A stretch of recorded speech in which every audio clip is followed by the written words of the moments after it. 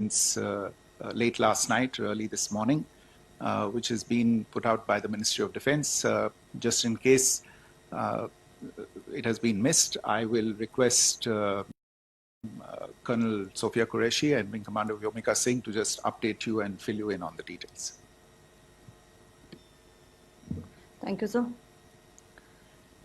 Operation Sindoor पर 7 मई 2025 को हुई प्रेस कॉन्फ्रेंस के दौरान भारत ने अपनी प्रतिक्रिया को केंद्रित, संतुलित और गैर उत्तेजक बताया था। यह विशेष रूप से स्पष्ट किया गया था कि पाकिस्तानी सैन्य ठिकानों को निशाना नहीं बनाया गया। साथ ही दोहराया गया कि भारत में किसी भी सैन्य लक्ष्य पर हमले का उचित जवाब दिया जाएगा। 7 से 8 मई 2025 की रात को पाकिस्तान ने उत्तरी और पश्चिमी भारत में स्थित कई सैन्य ठिकानों को, जैसे कि अवंतीपुरा, श्रीनगर, जम्मू, पठानकोट, अमृतसर, कपूरथला, जालंधर, लुधियाना, आदमपुर, भटिंडा, चंडीगढ़, नाल, फलौदी, उत्तरलाई और भुज पर ड्रोन और मिसाइलों से हमला करने का प्रयास किया। इन हमलों को इंटीग्रेटेड काउंटर यूएस ग्रिड और वायु रक्षा प्रणालियों द्वारा निष्क्रिय कर दिया गया। इन हमलों का मलबा कई स्थानों से बरामद हुआ, जो कि पाकिस्तानी हमलों का प्रमाण है। On the night of 7th May 2025, Pakistan attempted to engage a number of military targets in northern and western India using drones and missiles.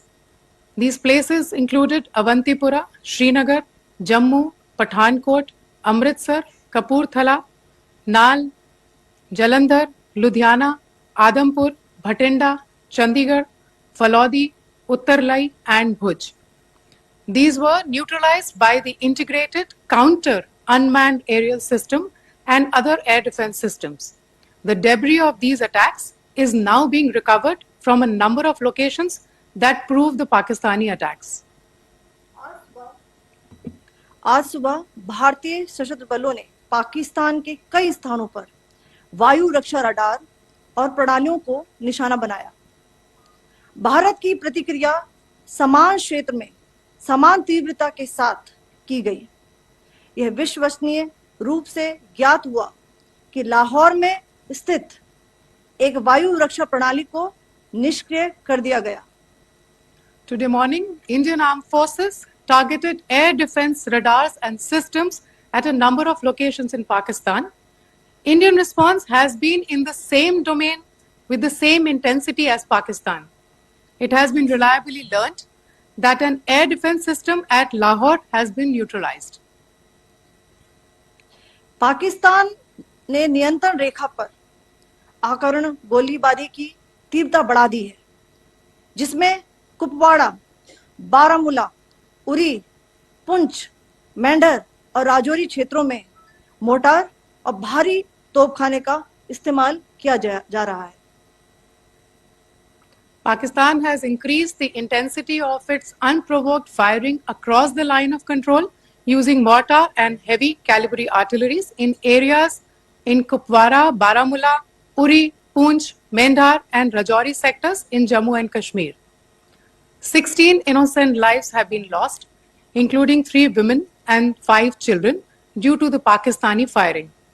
Here too, India was compelled to respond to bring mortar and artillery fire from Pakistan to a halt. Indian Armed Forces reiterate their commitment to non-escalation, provided it is respected by the Pakistan military. Jai Hind.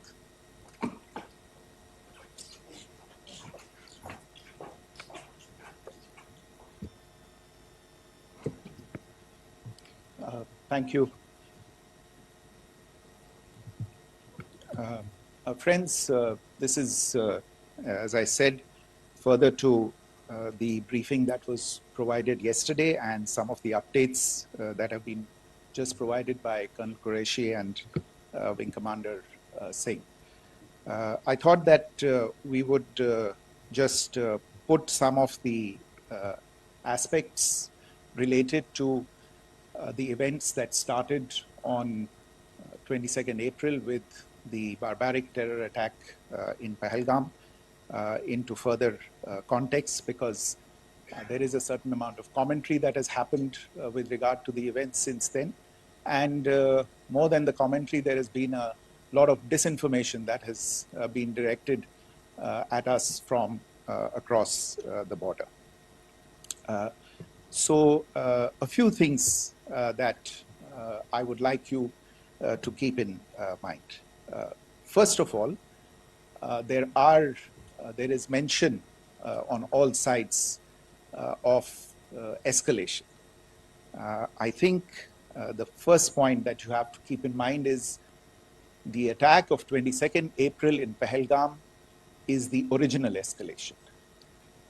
ये जो सिलसिला है जो हम देख रहे हैं आज की घटनाओं को लेके, ये 22 अप्रैल के पहलगाम के हमले से शुरू हुआ है.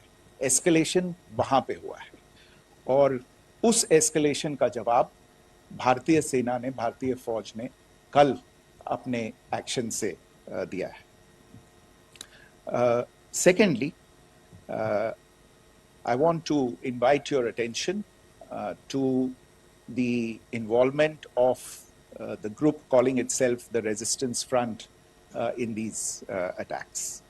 I pointed this out yesterday that this is a group that is a known front for the well-known Pakistan-based terrorist organization, Lashkar-e-Taiba. The group has been reported earlier. I mentioned to you about the Indian authorities providing information to the UN 1267 Sanctions Monitoring Committee. And in fact, we are going to be meeting with the team again very soon, and we will be providing an update to the information that we have provided earlier. But what is interesting, दिलचस्प बात यह है कि संयुक्त राष्ट्र की सुरक्षा समिति में जब पहलगाम के हमले को लेके एक प्रेस वक्तव्य जारी करने की बात चल रही थी, तो आप सोचिए किस देश ने टीआरएफ का, द रेजिस्टेंस फ्रंट का उसमें मेंशन किया जाना, उसको अपोज किया, पाकिस्तान ने. This was after the fact that the TRF claimed responsibility for this attack not once but twice, within a few hours after the incident on the 22nd of April, and then again on the morning of 23rd April.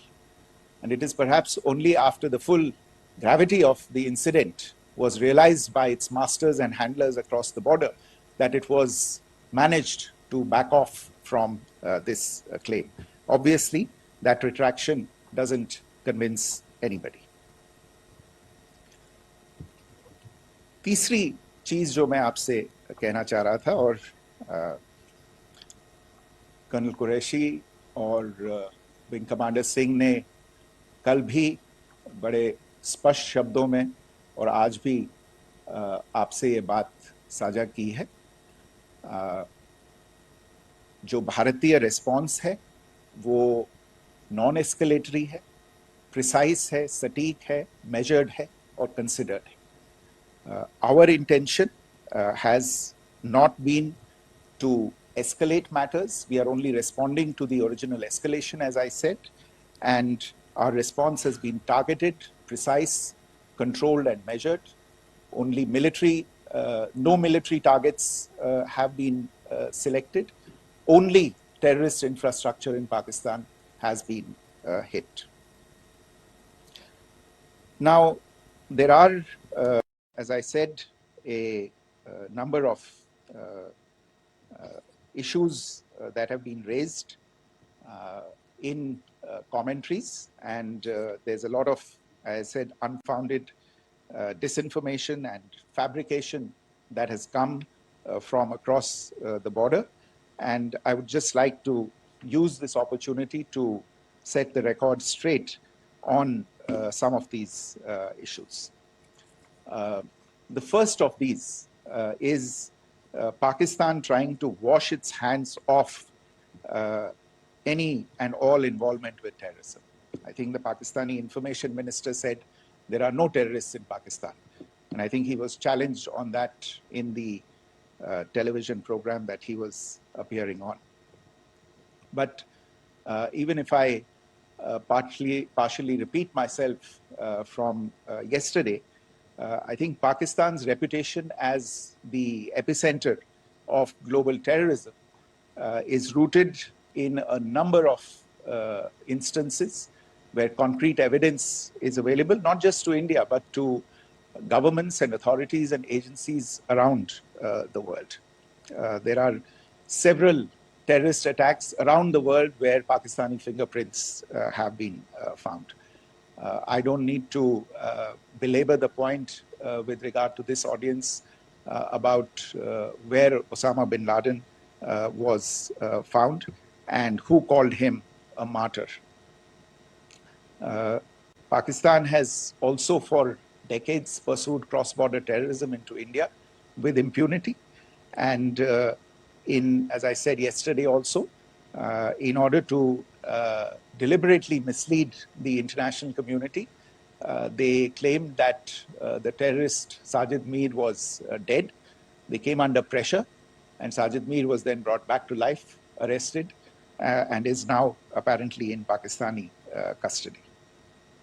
Pakistan is also home to a very large number of UN proscribed as well as UN proscribed terrorists, as well as terrorists proscribed by a number of other governments in the world, including, of course, the Lashkar-e-Taiba and the Jaish-e-Mohammed, as well as their leaders, Masood Azhar and Hafiz Mohammed Saeed. आपने देखा होगा हाल ही में पिछले ही कुछ दिनों में पाकिस्तान के रक्षा मंत्री और उनके पूर्व विदेश मंत्री दोनों ने इस बात को माना है कि पाकिस्तान का ऐसे ग्रुप्स के साथ जो रिश्ता है वो क्या रहा है. Both the defense minister and the former foreign minister of Pakistan, I think they've done a more eloquent job of this than I could ever do in terms of describing their country's implication in international terrorism and their involvement in housing these kinds of groups. दूसरा जो विषय है वो है पाकिस्तान का जो एक दावा है कि एक इंटरनेशनल impartial investigation होना चाहिए, एक joint investigative committee होनी चाहिए. These calls for jointly investigating this heinous and barbaric attack in Pahalgam.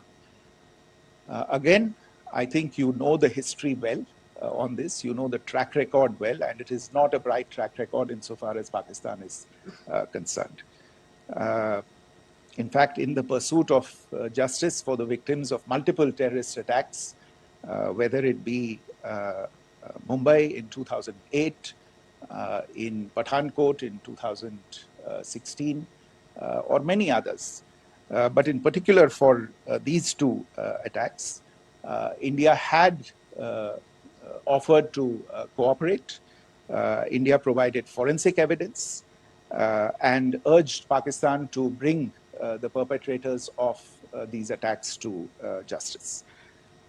We, in particular with regard to the Mumbai attacks of 2008, where a Pakistani Lashkar-e-Taiba terrorist was captured alive, India provided extensive information and evidence related to the involvement of Pakistani terrorists in this attack.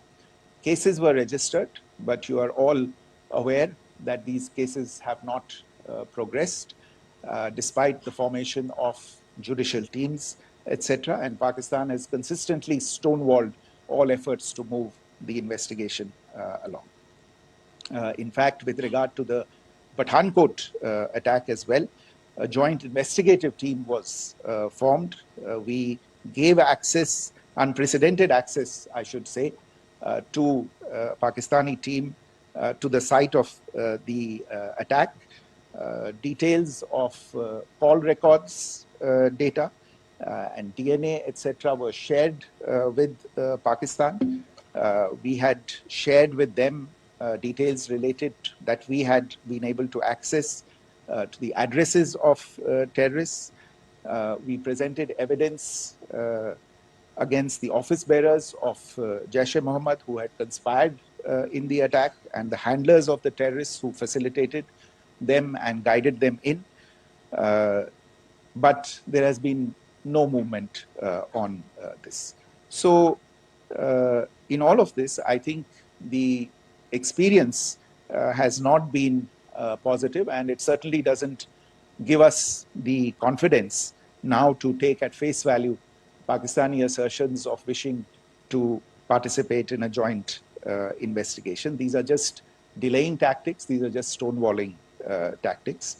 And in fact, there is reason to believe that Pakistan uses the evidence that we provide only to cover its tracks and, in fact, defend the terrorists who we are looking for and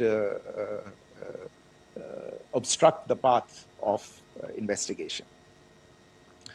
A third point that I wanted to address was the claim that only civilians were killed in the strikes on the 7th of May.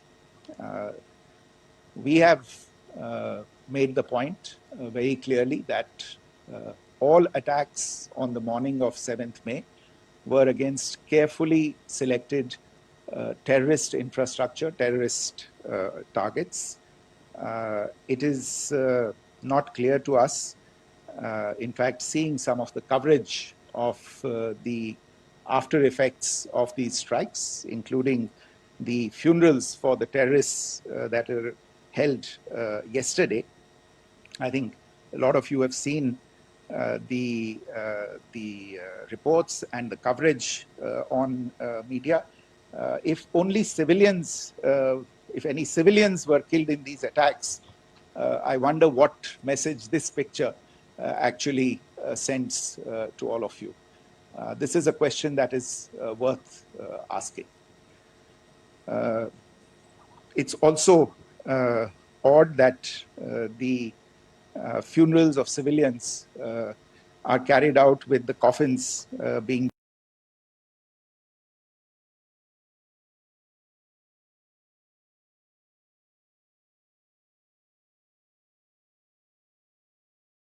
draped in Pakistani flags and state honors being accorded. As far as we are concerned, the individuals eliminated at these facilities were terrorists. Giving terrorist state funerals may be a practice in Pakistan. Doesn't seem to make much sense to us. Pakistan has also claimed that India deliberately attacked religious sites. This is completely false again. I have made it clear that the targets were terrorist infrastructure, terrorist facilities, and locations connected clearly with incidents of cross-border terrorism into India. And it is in fact Pakistan that is misusing religious sites as a cover to in fact radicalize, direct, and indoctrinate and train terrorists. In fact, contrary to what Pakistan is claiming, yesterday Pakistan launched a targeted attack on the Sikh community in the state of Jammu and Kashmir, hitting Gurdwara in Poonch and the homes of Sikh community members, which came under attack. And we know that at least 3 individuals were killed in that particular attack. Pakistan is also making attempts to, in fact, just to add to this point, the retaliatory action that Pakistan has taken, in fact, is impacting civilians. I showed you the picture of the Gurdwara and the Sikh community members who were killed in this. There are other civilians also who've been killed and injured in these attacks. In fact, since yesterday morning, a total of 16 civilians have been killed and 59 others have been injured in the attacks by Pakistan. Not only this, Pakistan is also making attempts as part of its disinformation campaign to paint our action with regard to cross-border terrorism through the communal angle. If that is the issue, then I think I can do no better than to cite or point you in the direction of the Pakistan Army Chief's speech of 16 April 2025. I think that is the last word in communal rhetoric. And in the Pahalgam attack itself, you are aware of the kind of religious profiling that was done there. And perhaps there is a linkage between these two events. I can only say that these nefarious designs will not be allowed to succeed in India. And it is to be noted that people from all faiths, all religions, all regions in India have unequivocally, not just in India, but around the world, have condemned these attacks. The Pakistani claims of now responding to India's strikes of the 7th of May. As I said right at the outset, it is India which is responding. The original escalation was by Pakistan on the 22nd of April. We are the ones who are responding to that escalation with the action that was taken yesterday morning. And again, I would like to emphasize that the action was restrained.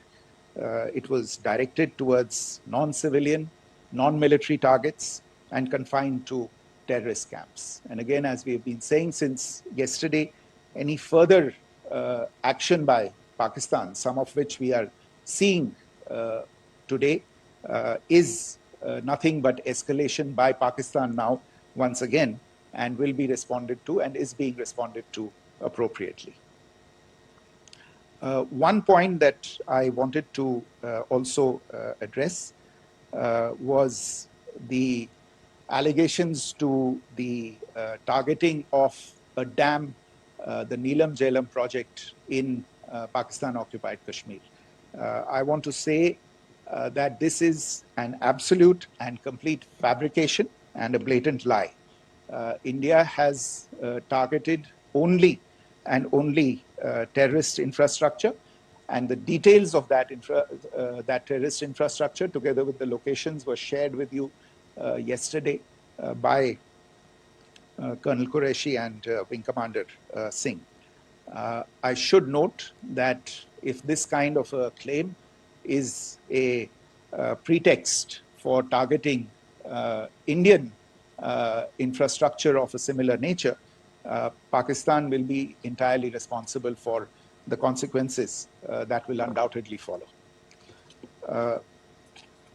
Finally, I want to address some issues that have been raised related to the Indus Waters Treaty and the disinformation that has been raised in regard to that as well. The fact is that there have been fundamental changes in the circumstances in which the Indus Waters Treaty was concluded, and they call for a reassessment of the obligations under the treaty.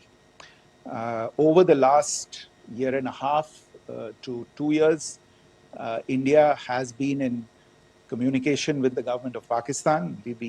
We've sent several notices to them requesting for negotiations to discuss modification of the treaty.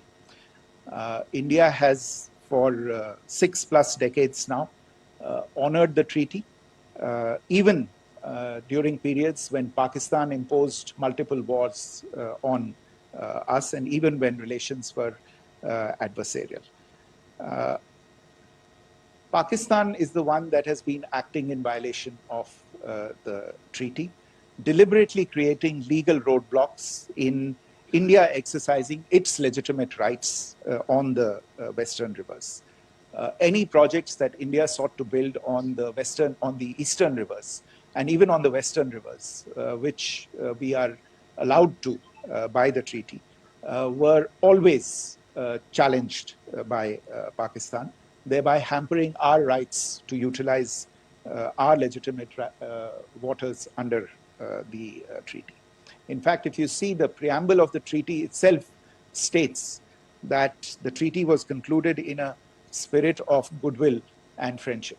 Mark those words, concluded in a spirit of goodwill and friendship. ये भारत का धैर्य और भारत की सहनशीलता है जो 65 साल से हम इतनी प्रोवोकेशन के बावजूद इस ट्रीटी को निभा रहे हैं. However, as has been made clear earlier as well, Pakistan has not responded to our requests to enter into negotiations for a reassessment of the obligations under the treaty. A number of conditions have changed. This is a treaty that was based on the engineering techniques of the 50s and the 60s. We are living through the first quarter of the 21st century. Technological changes and technological advancements have to be taken into account. There are demographic changes. There are climate changes that have taken place. There is the imperative of clean energy. And of course, the terrorism that Pakistan has wreaked in the state of Jammu and Kashmir itself has hampered India's ability to exercise its rights under the treaty. Pakistan's persistent refusal to respond to our requests to enter into government-to-government negotiations on the modification of the treaty is, in a sense, itself a violation of the treaty. And therefore, India has taken the step of putting the treaty in abeyance until Pakistan abjures irrevocably its support for cross-border terrorism. Maybe I'll stop there. I mentioned earlier yesterday as well that this is an evolving situation. I would therefore ask all of you to be considerate and restrained. It will not be possible for us or my colleagues from the armed forces to share operational details at this point in time. Beyond that, if you have any questions, may I have time for only a few, and I'll try to answer those questions. Okay, I give the floor to Rishabh. On Secretary, good evening. This is Rishabh from Times Now. I just wanted to understand, as per the press release that has been released earlier today, it says that we have successfully hit at the air defense of Lahore. Does it give our forces a better chances if in case of further escalation? And are there other air defense places as well